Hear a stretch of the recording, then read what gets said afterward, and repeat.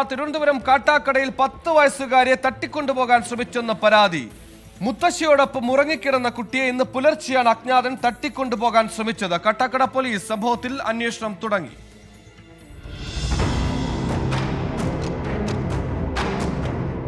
കാട്ടാക്കട പൂവച്ചൽ കുറകോണത്താണ് 10 വയസ്സുകാരിയെ തട്ടിക്കൊണ്ടുപോകാൻ ശ്രമം നടന്നത്.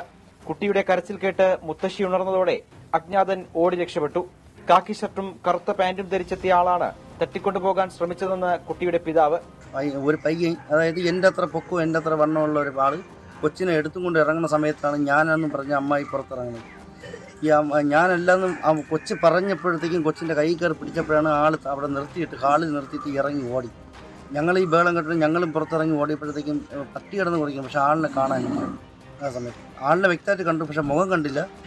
കാക്കി ഷർട്ടും കറുത്ത പാൻറ്റും ഇട്ടിരിക്കണമെന്നാണ് അവർ പറഞ്ഞത്. പിതാവ് പിടികൂടാൻ ശ്രമിച്ചെങ്കിലും അജ്ഞാതൻ കുതറിയോടി. ബന്ധുക്കൾ വിവരമറിയിച്ചതിനെ തുടർന്ന് കാട്ടാക്കട പോലീസ് എത്തി മൊഴി രേഖപ്പെടുത്തി. 24 തിരുവനന്തപുരം.